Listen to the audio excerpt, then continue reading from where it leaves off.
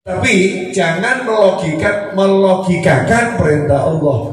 Jangan memakai akal untuk ngukur-ngukur perintah Allah. Karena akal kita terbatas, sementara Allah itu maha segala-galanya. Tidak bisa dibatasi oleh akal, tidak bisa dibatasi oleh makhluk, karena Allah maha tak terbatas. Dan rencana Allah di luar nalar manusia. Ahlan wa sahlan bin nabi, ahlan wa sahlan bin nabi, ahlan wa sahlan bin nabi, ahlan wa sahlan bin nabi, ahlan wa sahlan bin nabi, khairul anamil arabi, khairul anamil arabi, ahlan wa sahlan bin nabi, ahlan wa sahlan bin nabi, ahlan wa sahlan bin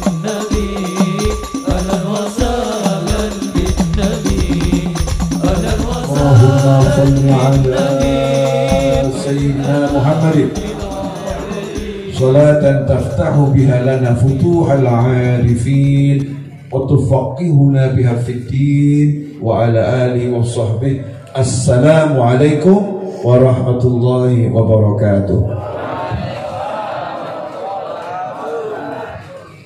Alhamdulillah bisa duduk bersama dalam doa. Karena mungkin ada waktu-waktu kita yang duduk bersama dalam maksiat. Naudzubillah min dzalik. Duduk bersama dalam taat semacam ini dikatakan oleh para ulama berdasarkan beberapa riwayat dari sabda Nabi Muhammad SAW, mampu menghapuskan duduk-duduk maksiat 70 tempat yang lain. Jadi bukan cuma kita, kalau saat ini ada 70 tempat lagi diselenggarakan maksiat, berkat duduk yang semacam ini, maka orang-orang yang lagi maksiat, saudara-saudara kita yang lupa, itu tanpa disadari diampuni oleh Allah Subhanahu wa Ta'ala berkat manusia-manusia yang duduk taat pada Allah Subhanahu wa Ta'ala. Itulah Islam, ya, itulah Islam. Itulah makna mukmin. Jadi orang beriman itu yang setiap geraknya manfaat untuk mukmin yang lain. Setiap kebaikannya manfaat untuk mukmin yang lain. Gak ada judulnya orang beriman pengen masuk surga sendiri. Kalau masuk surga selalu ajak-ajak, ya, ajak-ajak satu kampung, ajak-ajak satu desa, ajak-ajak satu kota, ajak-ajak satu negara. Al-Habib Abdullah bin Husain bin Tahir rahimahullah, seorang ulama yang dikenal kuasa ilmunya, kemuliaan akhlaknya. Salah satu murid beliau adalah Mufti Mekah dan Madinah, Mufti Al-Haramain, yang anaknya Mufti tersebut adalah gurunya Mbah Hasyim Asy'ari dan Kiai Khalil Al-Baghlani. Ya, anaknya bernama Husain, ya, punya ayah namanya Muhammad bin Husain Al-Habsyi, alias ayah dari Shahibul Maulid Simtud Durar. Habib Muhammad bin Husain Al-Habsyi ini punya guru Al-Habib Abdullah bin Husain bin Tahir rahimahullah. Habib Abdullah bin Husain bin Tahir pernah mendapatkan nida ilahi, seruan dari Allah Ta'ala dengan cara yang hanya dipahami oleh Allah dan oleh hamba-hamba yang dapat seruan. Ya, kita nggak boleh ngaku-ngaku saya dapat seruan dari Allah, enggak. Tapi jelas di Al-Quran itu disebutkan ada wali-wali yang mendapatkan seruan di hatinya dari Allah Ta'ala. Dalam bahasa Indonesia seruan itu disebut ilham, ya, disebut ilham. Contohnya siapa? Ibunya Nabi Musa alaihi salam. Ibunya Nabi Musa ketika melahirkan Nabi Musa, bayi laki-laki. Saat itu bayi laki-laki yang bernama Musa alaihi salam belum lahir sudah mendapatkan hukuman mati. Jadi nggak punya dosa, nggak punya salah, itu surat keputusan Fir'aun menghukum mati bagi laki-laki itu sudah diedarkan dan dilaksanakan. Dibuat tim khusus, pokoknya ada wanita yang mengandung didata, begitu lahir laki-laki langsung eksekusi. Kenapa begitu Fir'aun? Karena Fir'aun takut akan ramalan orang ahli meramal bahwasanya nanti kekuasaannya akan dicabut, akan dijatuhkan oleh seorang laki-laki yang terlahir ya sebagai seorang nabi.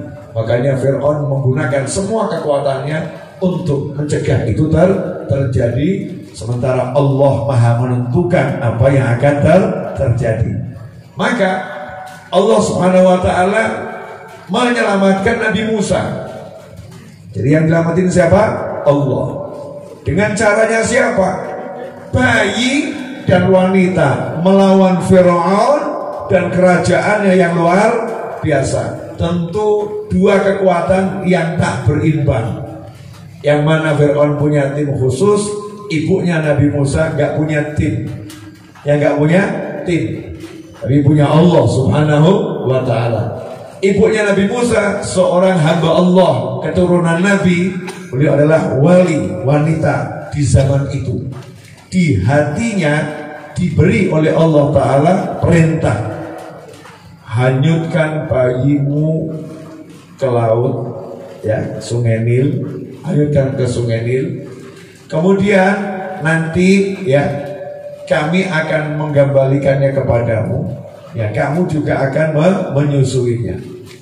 Kalau dipikir nalar, dipikir pakai logika, lah wong judulnya pengen bayinya selamat, kok justru dihanyutkan ke sungai? Ini kan bertentangan. Kalau pengen selamat, ya dibawa pergi naik ke atas gunung, disembunyikan ke gua, meninggalkan kerajaan Mesir. Kan begitu seharusnya perintahnya. Tapi jangan melogikakan perintah Allah. Jangan memakai akal untuk ngukur-ngukur perintah Allah. Karena akal kita terbatas, sementara Allah itu maha segala-galanya. Tidak bisa dibatasi oleh akal, tidak bisa dibatasi oleh makhluk, karena Allah maha tak terbatas. Dan rencana Allah di luar nalar manusia. Maka sang ibu nurut saja sama perintah Allah Ta'ala, bayinya dihanyutkan. Dan ternyata Allah Ta'ala rencanakan agar bayi itu sampai pada kerajaannya Nabi Musa alaihi salam, kerajaannya Fir'aun, diambil oleh istrinya Fir'aun, kemudian dibesarkan oleh Fir'aun, tinggal di istana. Di istana bukan sembarang ruangan, tinggalnya di kamar Fir'aun, mainnya loncat-loncat di kasur Fir'aun, bahkan hobinya narik jenggot Fir'aun. Itu Nabi Musa alaihi salam. Singkat cerita Nabi Musa selamat. Kita gak akan bahas itu ya. Singkat cerita Nabi Musa selamat.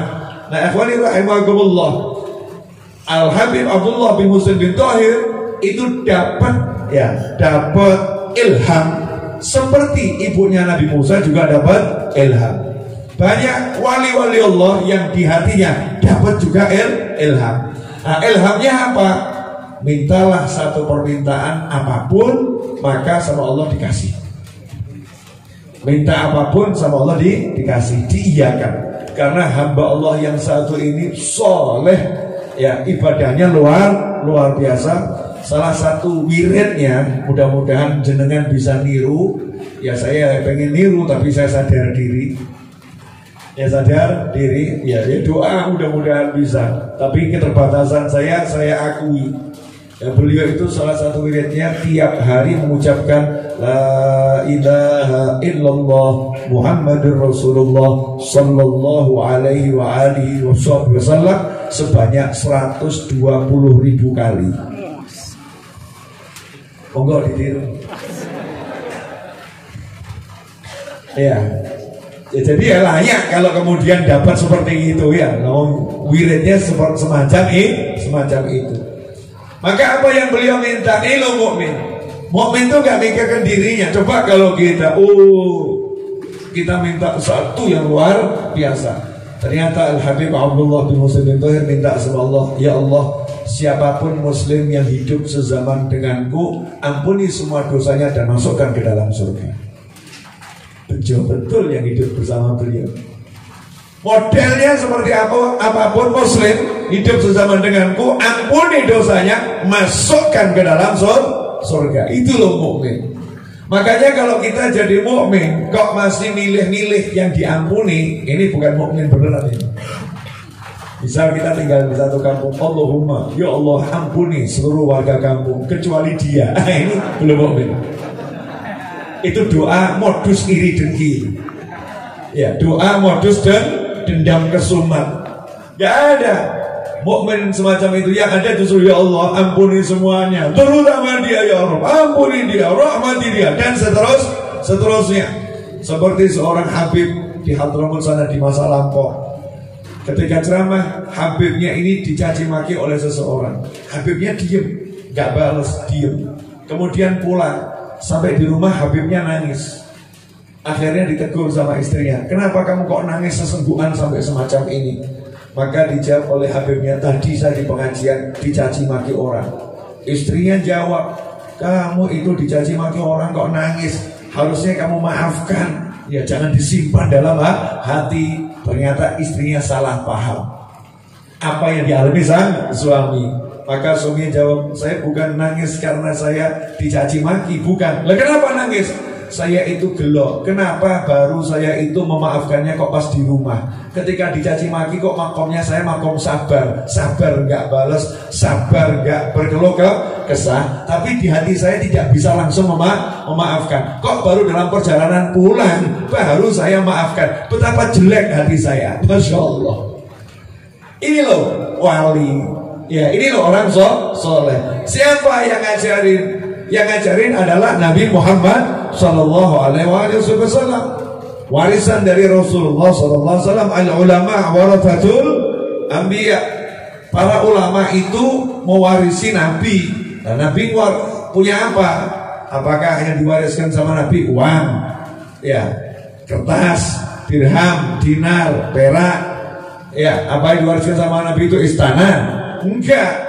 Kalau yang diwariskan oleh Nabi itu istana, berarti para Nabi ini apa bedanya? Ya dengan yang lain. Tapi yang diwariskan oleh seorang Nabi adalah sesuatu yang ada dalam hati. Sesuatu yang dalam hati. Gak bisa dicuri, gak bisa. Ya gak bisa dicuri, diambil gak bisa. Yang di hati ini gak bisa diambil, bisanya diberikan ke hati yang lain. Kamu gak bisa dipaksa jatuh cinta. Yang adalah engkau mencinta, bukan dipaksa jatuh cinta. Gak bisa ini. Hati diambil isinya, gak bisa. Makanya al-ilm hahuna, yang namanya ilmu itu ada di dalam dada. Minas sudur ila sudur. Nanti oleh orang-orang yang berilmu diwariskan dari hati yang satu ke hati yang lain. Dari hati Nabi Muhammad SAW diwariskan kepada hatinya orang-orang yang menempuh jalannya Nabi Muhammad Sallallahu Alaihi Wasallam. Itulah yang namanya al-ilm. Ilmu itu bukan kemampuan berbicara. Ilmu itu bukan kehebatan menulis. Ilmu itu bukan kemampuan untuk berbahasa atau retorika. Ilmu al-khasyah kulluh. Yang namanya ilmu adalah rasa takut yang menguasai sekujur tubuh. Artinya apa? Ini loh yang namanya alim, orang yang punya ilmu. Khasyah kulluh. Hatinya itu punya rasa takut pada Allah Subhanahu wa ta'ala. Pengen masuk surga tapi takut kalau ternyata ditolak oleh Allah Subhanahu wa ta'ala. Ini orang yang berilmu. Nah inilah ilmu. Ilmu bukan orang yang bicara didengarkan 1 miliar orang. Ilmu bukan orang bicara didengarkan oleh 1 juta orang. Kemudian orang yang pergi dan pulang begitu saja. Ilmu adalah yang berbicara ketika berbicara tidak mengharapkan siapa-siapa, yang diharapkan Allah Ta'ala, dan takut bicaranya menyebabkan orang menjadi gak taat sama Allah Subhanahu wa ta'ala, dan seterusnya. Takut sama Allah. Itu namanya ilmu. Membagi. Dan sekarang coba dicek. Pengen masuk surga enggak? Pengen. Ya, semua orang pengen masuk surga, normal. Penjahat pun kalau ditanya pilih mana kamu, surga atau neraka, pasti jawab balik, jenengan waras apa edan? Kamu ini gila atau waras? Siapa yang pengen masuk neraka? Ya semua pengen masuk surga. Betul begitu ya? Tapi orang masuk surga ini harus amal, amal. Kenapa? Karena masuk surga hanya dengan rahmatnya Allah. Dan rahmatnya Allah itu ada syaratnya. Syaratnya apa? Rahmati qaribum minal muhsinin. Dan rahmatku dekat dengan orang-orang yang suka berbuat kebaikan. Kalau nggak suka berbuat kebaikan, jauh dari rahmat, berarti jauh dari surga. Naudzubillah min dzalik. Singkat cerita, antum ibadahnya TOP BGT SKL top, luar biasa, top banget sekali ya. Pol-polan ibadahnya. Bisa masuk surga? Nanti dulu. Surga itu ada pintunya. Surga itu ada pintunya. Misal begini, saya kasih contoh yang paling gampang. Anda punya saldo 100 miliar di sebuah bank syariat. Keren atau enggak keren? Keren ya. Pengen ambil uang tunai 5 miliar di bank tersebut. Jam 7 pagi datang ke bank. Pertanyaan saya, dibukain enggak? Kata security-nya, maaf Pak, jam 8 baru buka. Saya mau ambil uang saya. Iya, uang kamu. Tapi peraturannya bukanya jam 8. Sebelum jam 8, sistem belum bisa jalan di bank kami yang offline. Betul begitu? Baru pintunya bank mau ngambil duitmu sendiri, itu ada jamnya dan ada aturannya. Meskipun kamu jelas memiliki saldo di sana, lah di jannah apa ada saldo kita? Jangan-jangan yang kita kirim ini nggak nyampe. Kirim amal soleh, tapi baru mau terbang ke atas jatuh lagi amal solehnya. Kenapa? Ria. Orangnya suka pamer, minta dipuji-puji. Kalau nggak dipuji marah. Gimana sih ini panitianya? Gimana sih? Saya udah nabur pernah capek-capek, nggak pernah kasih apresiasi. Habis itu, pahalanya habis. Gembos, ya gembos. Ada lagi yang melayani kiai, melayani Habib. Masya Allah, ngebatin Habibnya sama kiainya nggak punya perasaan. Sekian tahun aku melayani, tapi nggak pernah dipuja dan dipuji. Nggak pernah aku ini dianggap. Artinya dia pengen dapat pujian. Ketika nggak dipuji dia marah. Beda kalau orang pengen dapat pujian karena apa? Bukan karena marah, tapi biar aku semakin semangat kok dipuji. Ya itu namanya mukmin. Karena mukmin itu kalau dipuji imannya semakin kuat. Beda ya, ada beda. Ada lagi yang amalnya Masya Allah tapi sombong. Ya kelihatannya ya ngimami masjid. Bahkan kalau ngimami itu suaranya merdunya luar biasa. Sholatnya tampak khusyuknya luar biasa. Tapi di hatinya muncul kalimat begini, di kampung ini gak ada yang lebih hebat dari aku. Apalagi yang di pojok sana, itu calon-calon neraka semua itu, hanya aku calon surga. Ini kalau di hati ada bisikan begitu, dia iya kan? Namanya sombong dengan amal soleh. Dan ini adalah kesombongan yang luar biasa. Ngeri atau enggak ngeri? Ngeri. Kalau toh lolos punya saldo di surga, mau ambil, meskipun itu Nabi Adam alaihissalam, meskipun itu Nabi Musa alaihissalam, meskipun itu Nabi Ibrahim alaihissalam, kakeknya Nabi Muhammad sallallahu alaihi wasallam, meskipun itu Nabi Ismail alaihissalam, di depan pintu surga mengatakan, saya mau masuk, saya mau menikmati saldo surga yang saya miliki, maka pintu surga akan mengatakan, mohon maaf, belum waktunya dibuka. Loh kenapa? Cucumu belum masuk ke dalam surga, yaitu Nabi Muhammad SAW. Kalau Rasulullah SAW belum buka kami tidak boleh buka untuk siapapun. Artinya apa? Semua kenikmatan surga itu yang membagi adalah Nabi Muhammad Sallallahu Alaihi Wasallam. Kalau nggak dibuka, pembagian tidak dimulai. Berarti pemegang kekuasaan siapa? Nabi Muhammad Sallallahu Alaihi Wasallam atas izin Allah dan perintah Allah Subhanahu wa Ta'ala. Nah kalau udah begitu sebetulnya enak. Oh, kita udah tahu kok kuncinya. Juru kuncinya udah tahu. Enak atau gak enak? Miftahul jannah la ilaha illallah. Miftahul jannah la ilaha illallah. La ilaha illallah.